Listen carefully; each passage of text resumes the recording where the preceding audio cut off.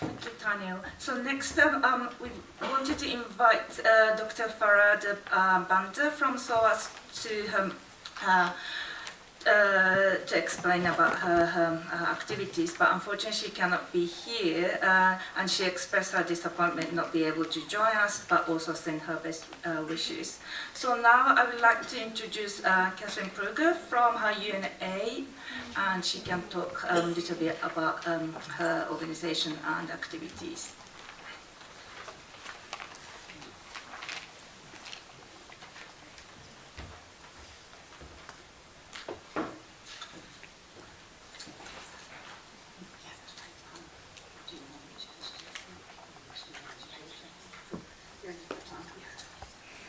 Oh, hello. Good morning, everybody. Right, let's go. To save succeeding generations from the scourge of war, to reaffirm faith in the fundamental human rights, and to establish conditions under which justice can be maintained, and to promote social progress and better standards of life in larger freedom. We all know these words. These are the opening words of the Charter of the United Nations, signed 26 June 1945.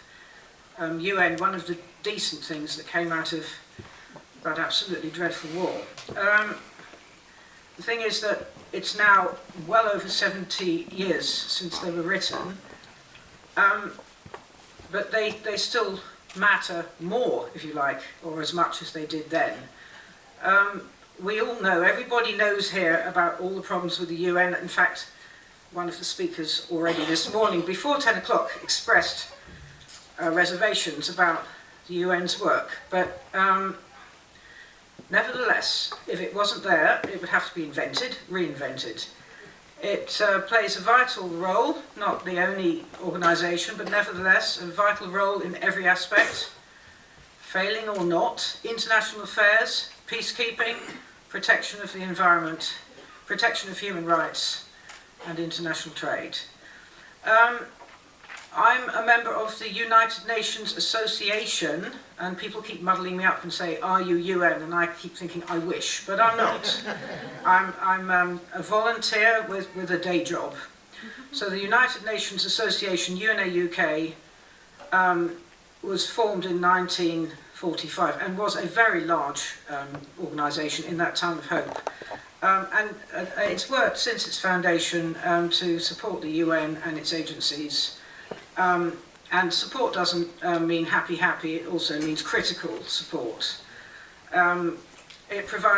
We provide information and analysis of the UN, educational material, of course. We lobby, of course. And we remind governments of their responsibilities to whatever they've signed up. And it seems to be nowadays we spend our entire time chasing our own government. We campaign nationally and internationally. I personally am chair of UNA LaSER, London and South East Region, which is a part of UNA UK. And we look after 23 branches in London and South East, and we are absolutely delighted to be supporting this seminar. Obviously, running in parallel with UNA, Maputo Protocol, etc., etc., etc. The purpose of this seminar, amongst other things, is to find solutions to the problems of climate change.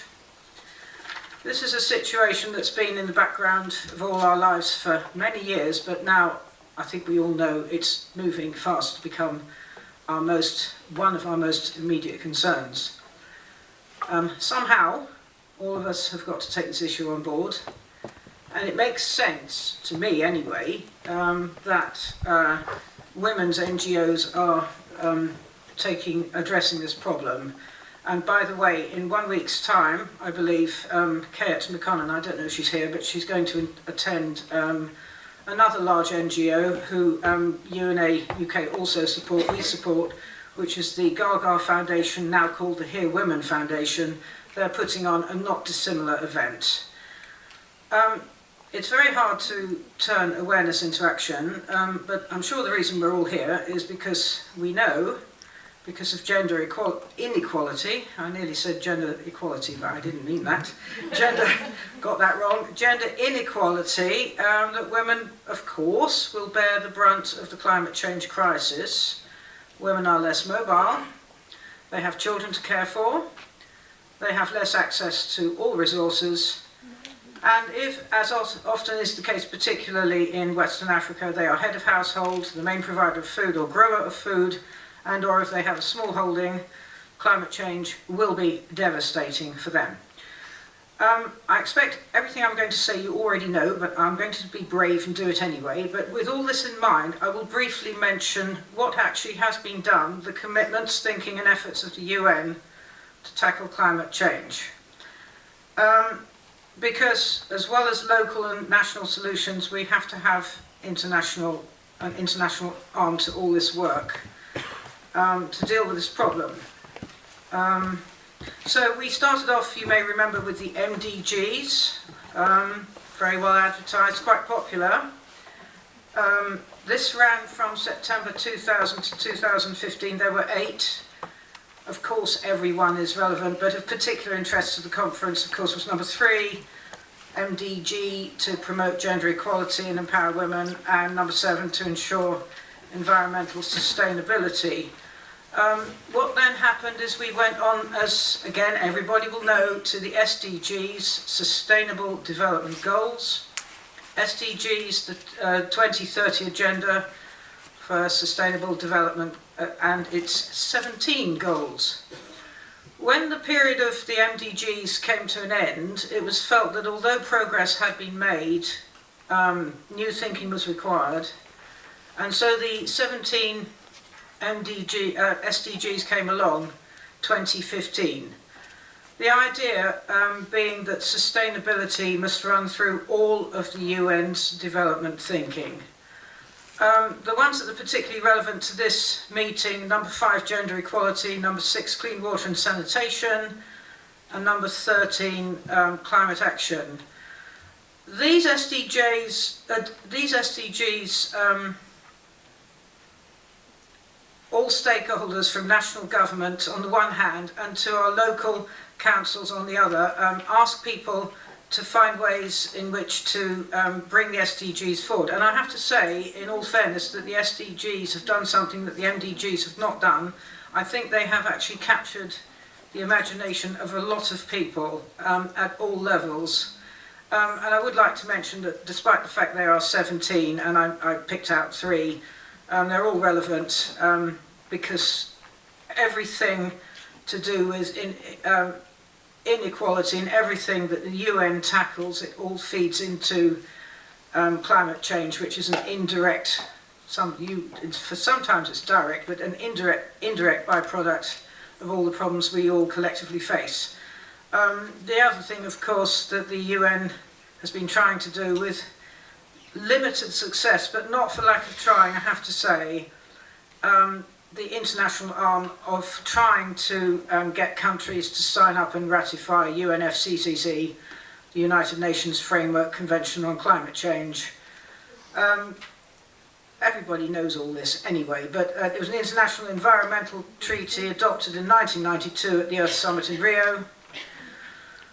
A myriad of problems, so many problems. One of the problems that always comes to my mind is the fact that the so-called developed countries are reluctant to help finance the green development of the developing countries. It's a big problem. In any case, the UN has been holding climate change conferences since 1995 Berlin, called COP, Conference of Parties. The next one next year, COP26, is going to be hosted in Glasgow. As the conferences have rolled along, they have been adapting or trying to adapt to the situation. So since the original UNFCCC climate conference in 1992, the asks have become more and more specific. So you had the Kyoto Protocol in 1997, and that was specifically asking parties to commit to reduce greenhouse gases.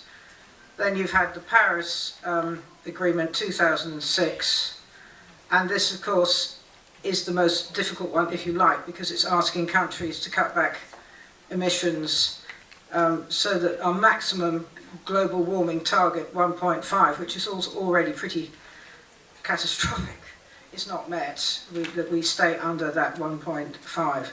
I could go on, but suffice to say that the problem of climate change, I personally think, is particularly difficult to solve, because I think it's exacerbated, if you like. It shines upon us as a mirror to all the current problems we already have. And then, of course, on top of that, we have the pervading political climate of nationalism, which really is not helping at all. In any case, I do hope that this conference comes up with as many ideas as questions, and if anybody wants to speak to me later on, I do have our own resolutions from UNA UK on climate here. Thank you very much.